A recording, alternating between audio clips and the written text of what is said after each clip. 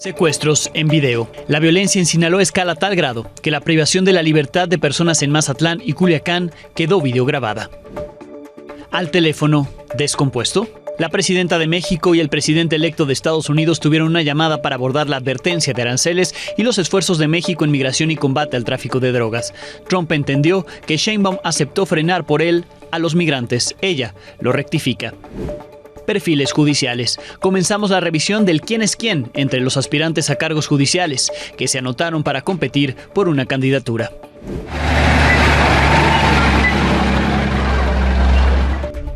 Al borde del colapso. Milenio recorrió el basurero en Coatzacoalcos, considerado una amenaza ambiental para Veracruz y para la salud de los pobladores de Villa Allende.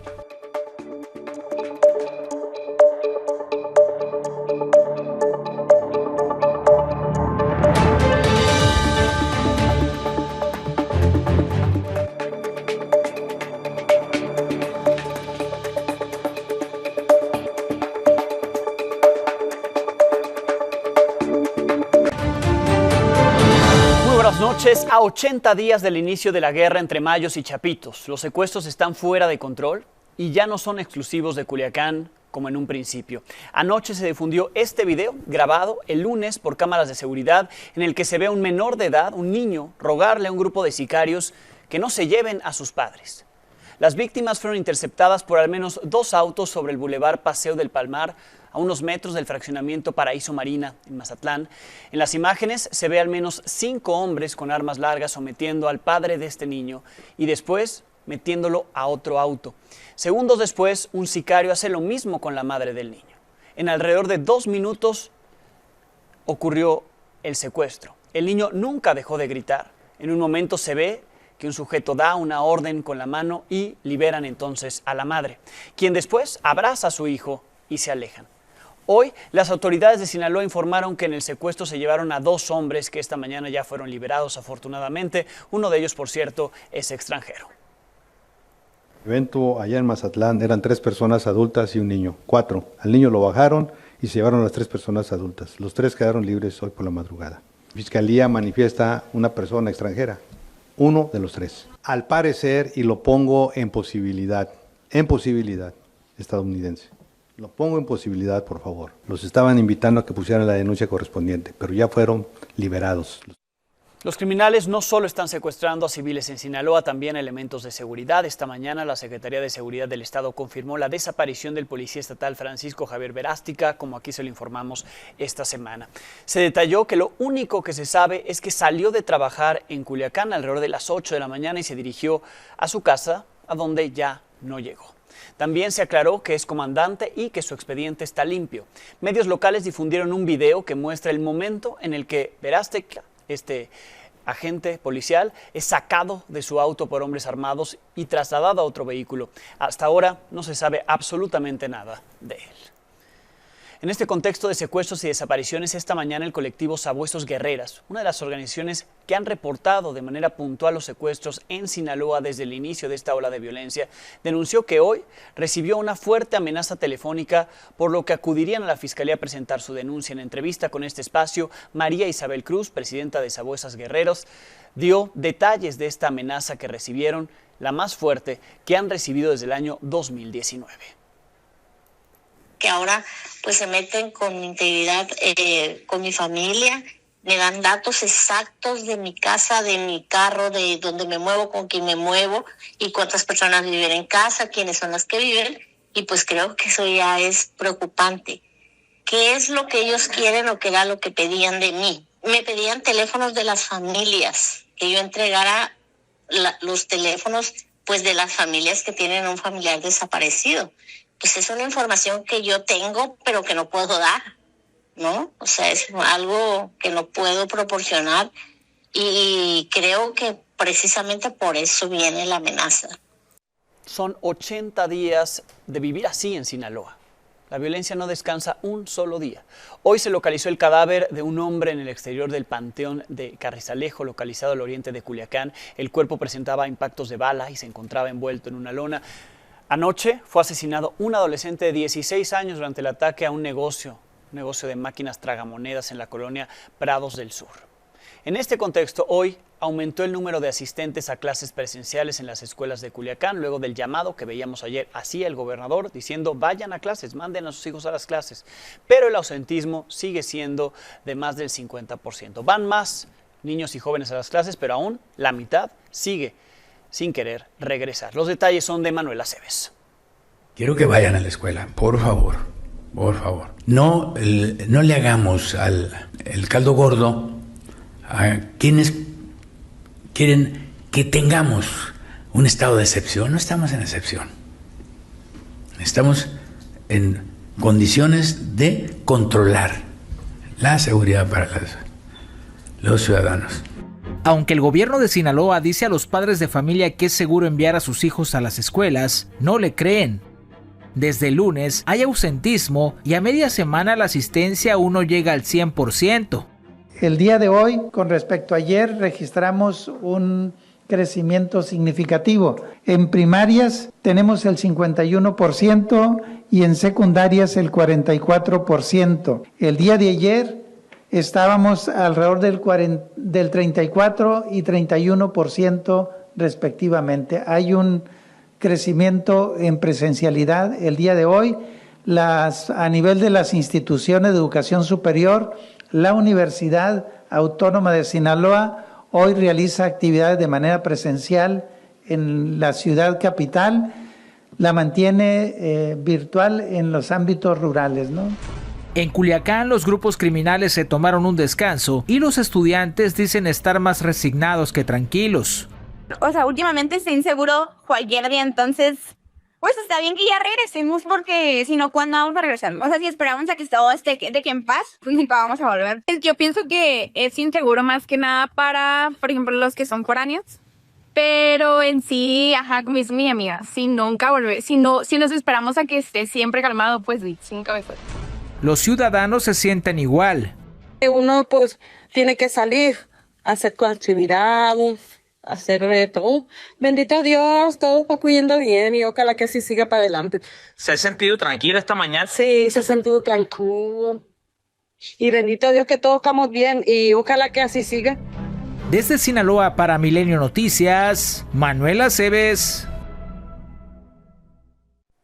En Tijuana, Baja California, las cosas no son muy distintas. Anoche un hombre fue secuestrado en un centro comercial. Testigos de este hecho dieron aviso a las autoridades y detallaron que hombres armados lo levantaron, así como se dice cuando se llevan a un sujeto.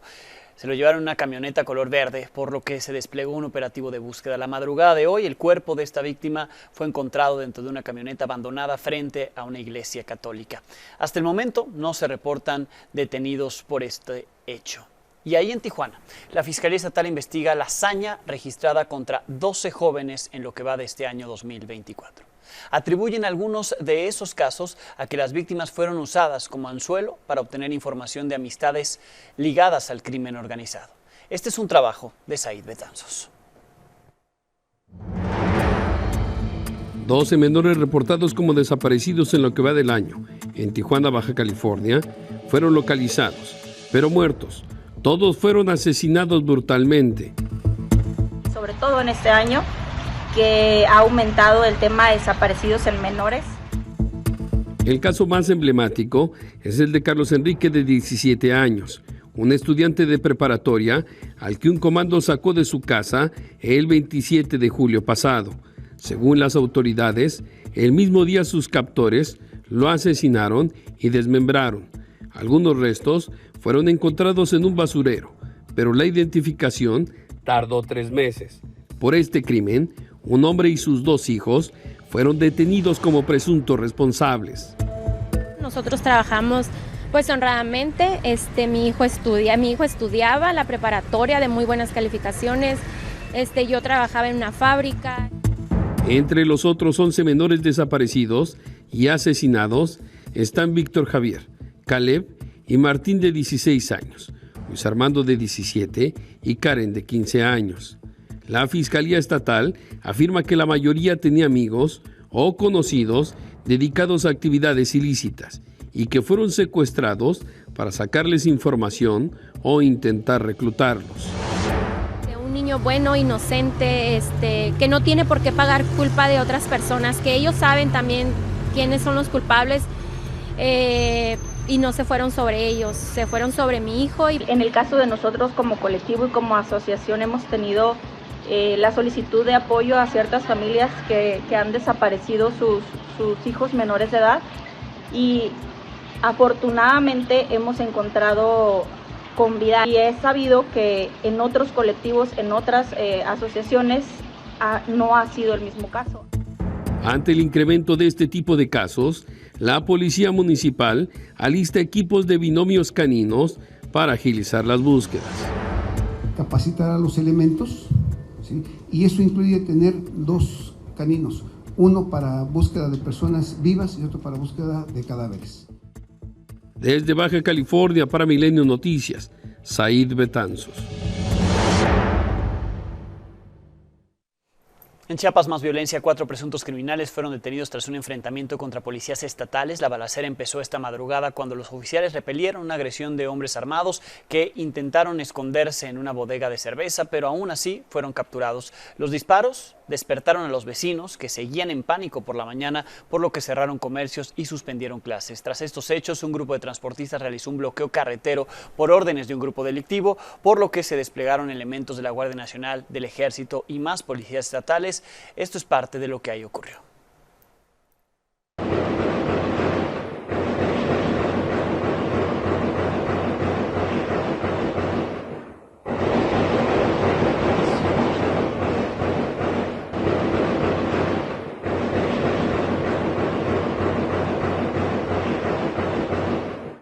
Cayeron más funcionarios del operativo Enjambre en el Estado de México. Ahora fue detenido Rafael N., jefe de la célula antiextorsión del municipio de Catepexi.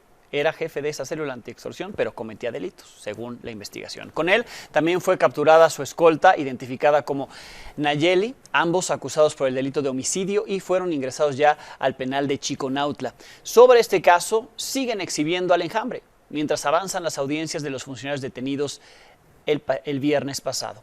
Las defensas de 3 de ellos intentaron desacreditar las pruebas en su contra. Este es un trabajo de nuestros corresponsales desplegados en el Estado de México que acudieron a las audiencias.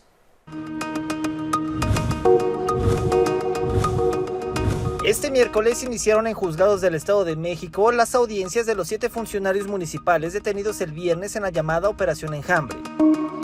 De 7 indiciados, el único vinculado a proceso fue Heraclio N., comisario titular de la Dirección de Seguridad Pública de Tejupilco, por su presunta responsabilidad en el delito de secuestro exprés con fines de extorsión. El dinero presuntamente lo entregaba a el jefe Guaymo, de la familia michoacana. De acuerdo con el agente del Ministerio Público, la víctima fue un comerciante a quien le exigió una cuota de 1,000 pesos como pago del derecho de piso. El juez estableció 3 meses como plazo para el cierre de investigación y decretó dejarlo en prisión preventiva. Sobre la presidenta municipal de Amanalco, María Elena N., acusada de ordenar el asesinato del síndico Miguel Ángel Lara y su chofer Jerónimo Roque en enero del 2023, el Ministerio Público señaló que un comerciante que estaba en el ayuntamiento escuchó una llamada donde ella habría ordenado desaparecer al funcionario. Pero la defensa presentó un peritaje en criminalística de campo con el que pretende demostrar que el supuesto testigo no pudo haber escuchado la conversación. Nos vamos en que el testigo es poco creíble hasta el momento. Recurrimos a aquellas teorías de la psicología del testimonio que también el juzgador está obligado a evaluar. En el caso de la audiencia de Omar N., subdirector de la Policía Municipal de Naucalpan, la defensa llamó a declarar al titular de Seguridad Pública, José Luis Arce Aguilar, quien sostuvo que su subalterno no pudo haber cometido extorsión contra un automovilista, ya que sus labores eran solamente administrativas y no de campo. La víctima denunció que le pidió 4,000 pesos a cambio de no detenerla por no portar placas. El director de Seguridad Pública se le interrogó y ya quedó agregado ese testimonio dentro de los datos de prueba que incorporamos nosotros. Será este jueves cuando se realicen las audiencias de los otros 4 funcionarios detenidos. Manuel Alejandro N., director de Seguridad Pública de Amanalco. Eligeri Guadalupe N., esposa de la presidenta municipal de Tonatico. Roberto N. y Rodolfo N., director operativo de seguridad y jefe regional de seguridad pública de Ixtapaluca, respectivamente. Con información de Lauro Galicia, David Rodríguez y Fernando Cruz, para Milenio Noticias, Mario Rodríguez.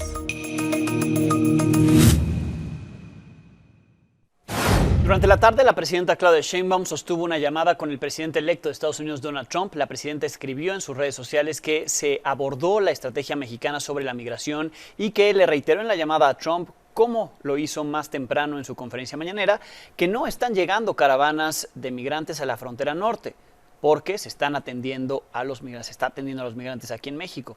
Además, mencionó que hablaron de reforzar la colaboración en temas de seguridad para prevenir el consumo de fentanilo. Así lo informó la presidenta de México. Horas más tarde, Donald Trump consideró la llamada como muy productiva. Aquí está la versión de Trump sobre lo que hablaron. Destacó que la presidenta acordó con él detener la migración a través de México y que va hacia Estados Unidos, cerrando, dice, efectivamente logrando cerrar su frontera sur, la frontera sur de Estados Unidos. Además, dice Trump que hablaron de lo que se puede hacer para detener la afluencia masiva de drogas y su consumo en Estados Unidos, bien que reconoce que hay un problema de consumo en su país. En una segunda publicación, ahí agregada en una especie de hilo en su red social, Truth Social, Trump agradeció a México el que vaya a impedir que la gente vaya a la frontera sur de Estados Unidos con efecto inmediato, considerando que esta acción ayudará a detener la llegada de personas a Estados Unidos. La presidenta Claudia Sheinbaum quiso hacer precisiones a las declaraciones de Trump. Primero, menciona que en la llamada se planteó la estrategia para atender a las personas migrantes. Después dijo que fue la postura de México, la postura de México que se expuso es la de no cerrar fronteras, sino tender puentes entre gobiernos y entre pueblos. Hasta ahora Donald Trump no ha dado una nueva respuesta a la versión de Sheinbaum sobre la llamada que tuvieron. Como anoche se lo presenté acá, parte de las acciones del Instituto Nacional de Migración para atender a los migrantes en Oaxaca o atender las caravanas que van avanzando es dispersar las caravanas. Subir a los grupos de migrantes en autobuses y llevarlos a otras entidades que nada tiene que ver con acercarlos a Estados Unidos como ellos creen. Unos se van a Morelia, otros se van a Guerrero. Algunos de ellos fueron engañados bajo la promesa de acercarlos a la Ciudad de México. Incluso terminaron en Yucatán. Otros bajo la promesa de ayudarlos a avanzar más. Llegaron a Morelia, Michoacán, como le decía, y en Acapulco, Guerrero, están otros. Justo decenas de migrantes que llegaron a Acapulco después de ser llevados en esos autobuses, fueron entrevistados por mi compañero Javier Trujillo. Algunos contaron que fueron víctimas de secuestro y así narraron su travesía.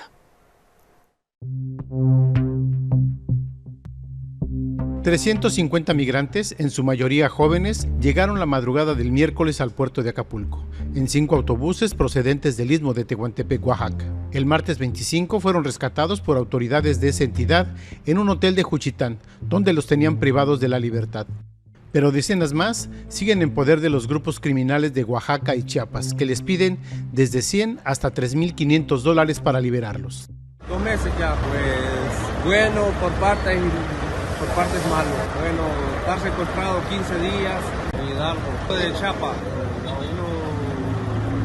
aproximadamente unos 4,000 estuvimos ahí. ¿Qué les pidieron? Dinero, $100. Sí, también lo están secuestrando. Más de la mitad de la caravana, creo que te calculo como 60 personas están secuestradas. No todos han salido porque todavía no han tenido como para pagar el rescate. Y es lamentable porque si venimos aguerriándola es por un mejor futuro y pues secuestro, pasar hambre, vuelvo y repito, dormir en el piso no ha sido fácil. La caravana de migrantes, conformada por venezolanos, costarricenses, hondureños, panameños, nicaragüenses y guatemaltecos, confirman que su trayecto ha sido un verdadero calvario. Un poco difícil la caminata, por el poder de Dios ya estamos arriba. Llegamos a las 7:30, caminamos casi un mes, está muy complicada la situación. Pues ha sido un viaje muy largo, muy duro, hemos encontrado cosas que ni se imaginen, hemos vivido experiencias de loco, podemos decirlo así. Y como dicen que en el mar la vida es más sabrosa, para descansar y despejarse un momento, varios decidieron disfrutar el sol, un momento en las playas de la bahía de Santa Lucía. Desde Guerrero, con imágenes de Troy Mérida para Milenio Noticias, Javier Trujillo. Pues ahí está la prueba de lo que está haciendo México para frenar la migración y no dejarlos llegar a Estados Unidos. Ahí están las pruebas que quiere Donald Trump. Están en Acapulco los migrantes. Recordando el aviso de Trump del lunes, cuando anunció la imposición de 25% de aranceles el primer día de su gobierno. El próximo presidente de Estados Unidos detalló que la medida permanecerá vigente hasta que las drogas, en particular el fentanilo y la migración, dejen de llegar a su país. La presidenta de México, Claudia Sheinbaum, en su carta de respuesta presentada ayer, dijo que en lo que va del año las autoridades han incautado toneladas de drogas. Añadió que en México está en proceso una reforma para catalogar como delito grave la producción, distribución y comercialización de fentanilo y que los precursores químicos para la fabricación de esta droga llegan ilegalmente de otros países, en particular, dice, de países asiáticos. Según datos de la Oficina de Aduanas y Protección Fronteriza de Estados Unidos, el decomiso de fentanilo en la frontera con México disminuyó levemente en el año fiscal 2024 en comparación con el repunte que tuvo en 2023. Si comparamos el primer mes del gobierno de Claudia Sheinbaum con el mes anterior, también hubo una disminución. Así se ve el panorama comparando los datos de ambos años fiscales, aunque hay fluctuaciones al alza y a la baja. Los picos en toneladas decomisadas en 2024 fueron menores que 2023. Hace unas horas en Querétaro, el canciller Marcelo Ebrard dijo que es necesario que Estados Unidos corte el suministro de armas con México para controlar así el tráfico de fentanilo. Si realmente queremos controlar este tema del fentanilo, pues cortemos el suministro de armas también, porque en México es ilegal tener esas armas. Entonces, pues hagamos un esfuerzo correspondiente, no nada más México. Yo sé que es un problema como el fentanilo allá. Dolorosamente en México todavía no tenemos. Y les queremos ayudar. El presidente electo Donald Trump, el presidente de Estados Unidos electo Donald Trump, queriendo tomar medidas por su cuenta para combatir a los traficantes de drogas, estaría, así lo revela una publicación, estaría preparando una invasión en México. De acuerdo con un artículo publicado en Rolling Stone, algunos de los integrantes de su equipo de trabajo están retomando esta idea, consideran que debería cumplir su promesa de campaña de atacar o incluso invadir México y en qué medida, como parte de una guerra que ha prometido librar contra los grupos criminales. Por la mañana se presentaron los efectos negativos que tendría imponer aranceles a los productos importados por México hacia Estados Unidos. Además, se presentó a los miembros del Consejo Asesor de Desarrollo Económico que, junto a otras secretarías, construirán el Plan México.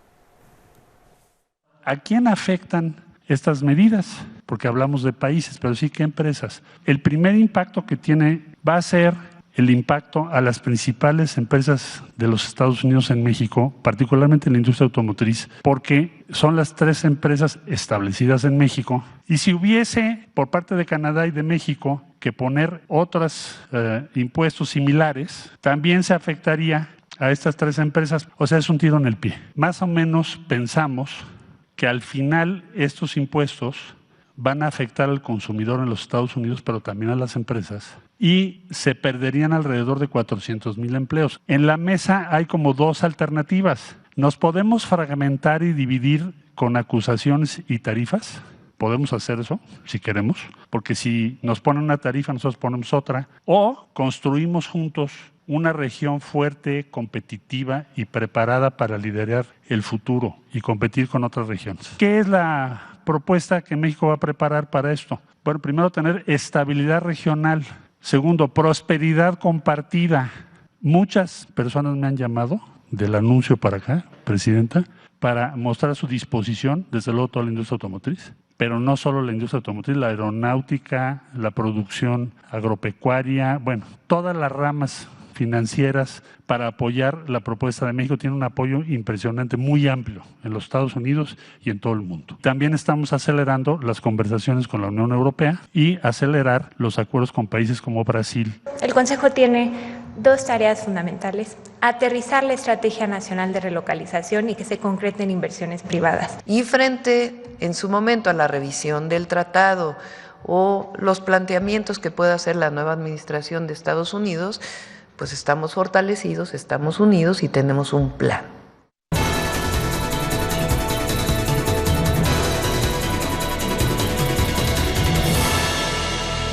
Ya es miércoles de Sofía Ramírez Aguilar en este espacio. Sof, bienvenida. ¿Cuántas cosas pasaron del miércoles pasado para acá, Alejandro? Sí, bueno, esta semana amanecimos con que iba a haber aranceles del 25% para México. Muy rápidamente la respuesta de la presidenta Sheinbaum me parece que fue adecuada, firme en un primer momento, pero por supuesto pues había que darle paso a la negociación y buscar cuáles eran los puntos de dolor de la contraparte, en este caso el señor Donald Trump.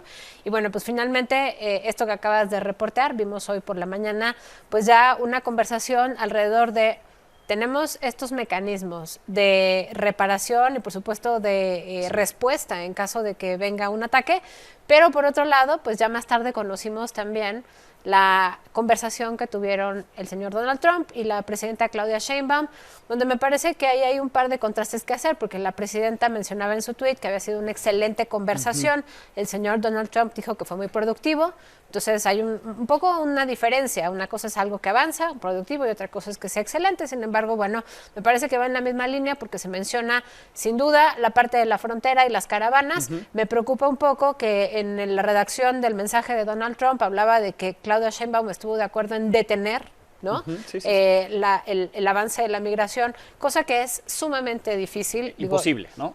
Lo sabemos porque además, una vez más, vamos dedicando una tercera parte del presupuesto año con año y acabamos gastando en términos migratorios 3 veces más de lo que se asigna por la complejidad del fenómeno migratorio. Otro tema que me pareció importante es que decía Claudia Sheinbaum que había que prevenir el consumo de fentanilo, mientras que el señor Trump habló de que iba a parar el ingreso masivo de drogas. Entonces, creo que hay, digamos, ciertas diferencias que tendremos que ir tomando en cuenta poco a poco. Sin embargo, en este contexto, bueno, pues, ¿cuál es el corte de caja? Primero que nada, me parece que hay que retomar que el 83% de lo que exporta México lo hace hacia Estados Unidos. Eso equivale al 40% de nuestra economía, que, bueno, pues en conjunto es 1/3 de nuestra economía, se va directamente a exportación a Estados Unidos. Sin embargo, México también tiene elementos, sobre todo si va de la mano con Canadá. Ya sé que hemos escuchado unas cosas tremendas también en estos días sobre la política interna de Canadá. Canadienses. Pero me parece que uno no pagó réditos políticos. Este discurso canadiense antimexicano me quedó muy claro. Y también recordar que Canadá está en su propio proceso político electoral. No se nos puede olvidar. La segunda cosa que creo que vale la pena recuperar es, bueno, pues fue la mejor estrategia la que tuvo México hasta ahorita. No lo sabemos. Hay mucha incertidumbre alrededor porque ni siquiera ha empezado la administración del señor Trump. Sin embargo, pues creo que vale la pena rescatar que ya se empezó a hablar de los puntos de dolor. Punto número 3. Toda la agenda tiene que irse explorando también desde los intereses de México. Ahí me parece que el tema, pues no solo es arancelario, sino la revisión del TEMEC. Hay que recordar que ya tuvimos esta experiencia de 2018, donde a partir de que Estados Unidos impone aranceles al acero desde México, pues México impone aranceles de regreso, pero, y esto es importante, no se imponen aranceles, digamos, en la misma industria, se imponen aranceles donde se recupera el valor del monto del daño que implica el arancel de venida. Le pega al otro. Eso significa que escogen justamente las industrias donde le duele, en este caso fue el agro, le costó un dineral a Estados Unidos, al contribuyente gringo, en términos de subsidios. Y bueno, pues finalmente el asunto de China, creo que hay que recordar, y aquí me parece muy importante, que la proveeduría de equipo de cómputo, de comunicación, de accesorios, de aparatos eléctricos, también llega desde China todavía de manera preponderante hacia Estados Unidos. En la gráfica en pantalla podemos ver como la línea roja, pues a partir de la guerra comercial que Trump le declaró a China, empieza a caer. Y sin embargo, pues México está ganando terreno lento, pero va ganando terreno aquí, pues es justamente donde entra la política industrial regional que tanto queremos. Ahí está, pues lo estaremos comentando contigo semana a semana. Si no viene otra amenaza, por lo pronto veremos cuál es el avance en la negociación, ¿no? Claro que sí, Alejandro. Gracias, Sof. Sobre la elección judicial, un día después de lo prometido, el Comité de Evaluación del Poder Ejecutivo dio a conocer la lista de aspirantes que se inscribieron en esta convocatoria. Aparece el ex senador panista Roberto Gil Suart. También hay nombres muy cercanos a Morena que aspiran al cargo más alto, el de ministro de la Suprema Corte. Entre ellos están la ex consejera jurídica de Presidencia María Estela Ríos, el consejero de la Judicatura Bernardo Batis y Celia Maya, ex candidata a gobernadora de Querétaro, que también es consejera de la Judicatura, que busca un lugar en el Tribunal de Disciplina. En la lista del Poder Judicial aparecen nombres que se inscribieron en ambas listas, como Maricela, en las tres, de hecho, Maricela Morales se inscribió en las tres, en el Poder Judicial, la del Legislativo y el Ejecutivo. También ella, fue Procuradora General de la República con Calderón. El abogado e hijo de un ex militar, César Gutiérrez, además de la madre buscadora Delia Quiroa.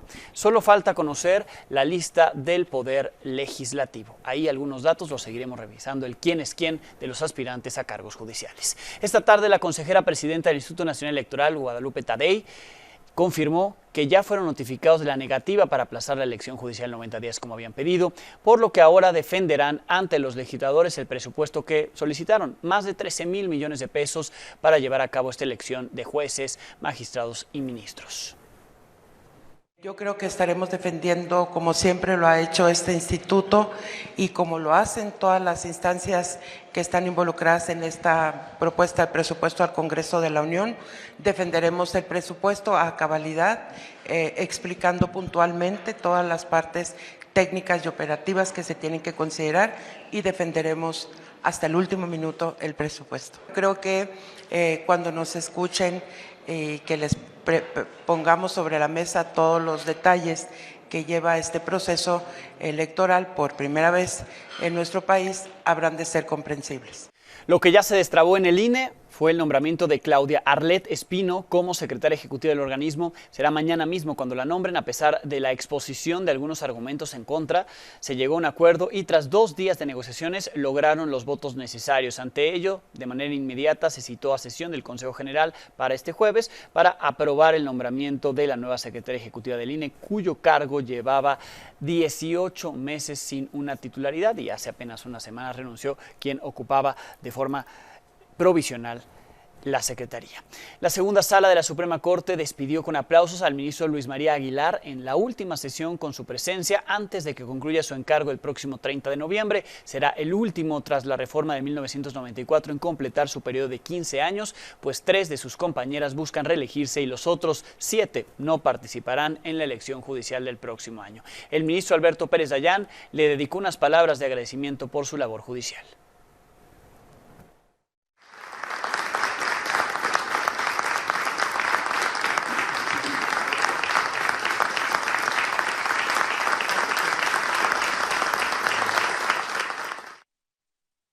Esta es la última sesión de la segunda sala en que contaremos con la presencia del ministro decano, Luis María Aguilar Morales, de mecanógrafo a ministro, ascendiendo ejemplarmente cada peldaño con trabajo y esfuerzo hasta presidir incluso este poder. Concluyo así.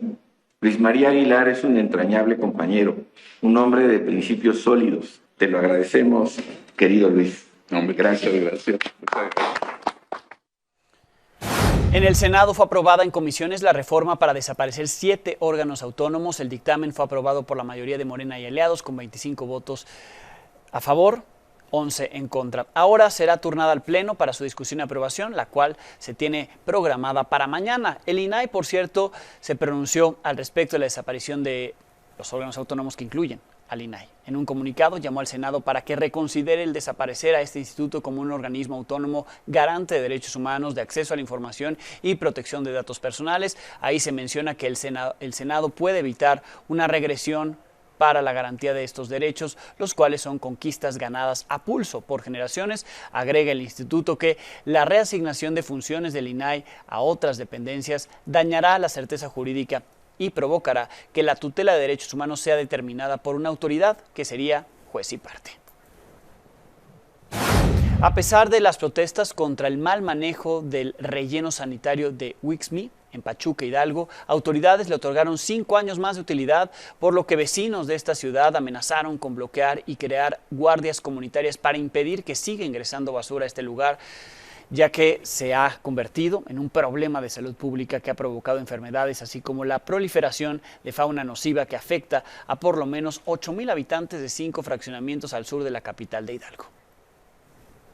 Hay niños ya enfermos, personas adultas enfermas con enfermedades gastrointestinales, llenos de granos, la vista nos está afectando muchísimo, muchísimo.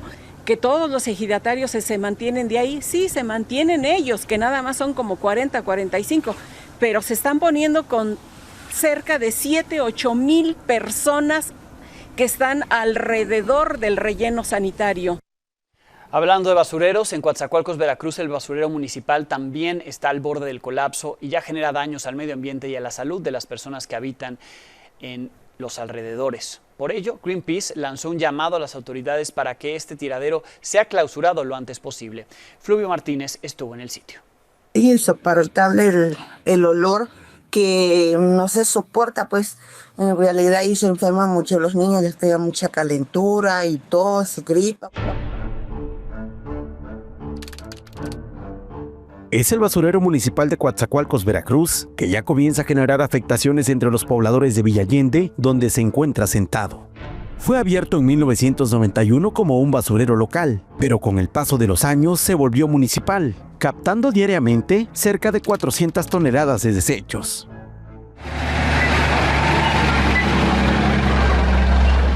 La verdad, ahorita que nos inundamos, necesitamos el apoyo para que destaparan el canal, porque pues a base de la basura, todos revuelcan la basura, le dan vuelta, se tapa el canal y la verdad nos vamos a pique. Entonces toda esta calle a veces no hay manera de pasar y nos afecta.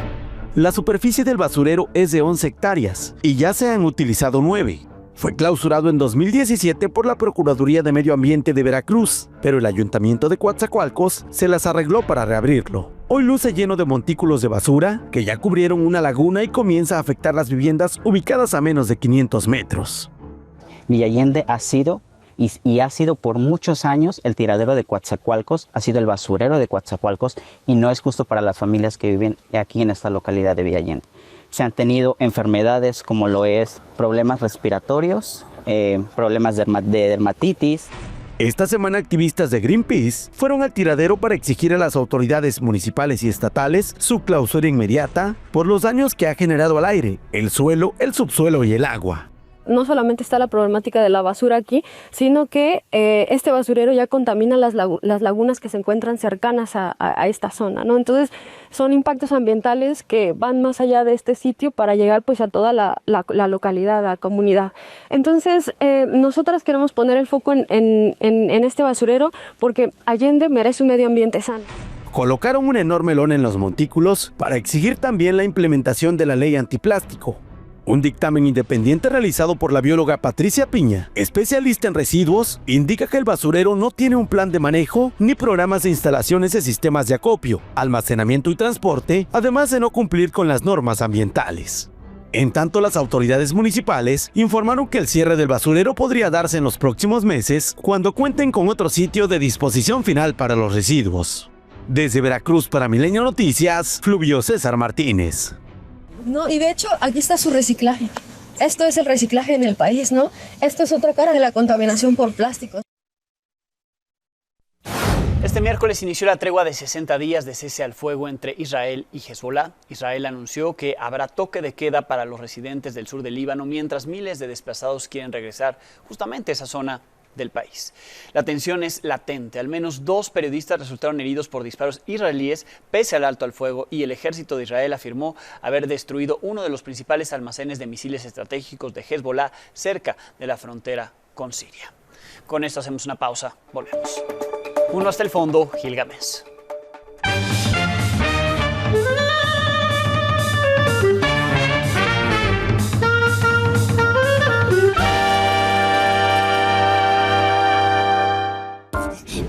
Repantigado en el mullido sillón del amplísimo estudio, Gil respingó cuando leyó La Rayuela, ese editorial en unas cuantas palabras que aparece en la contraportada del periódico.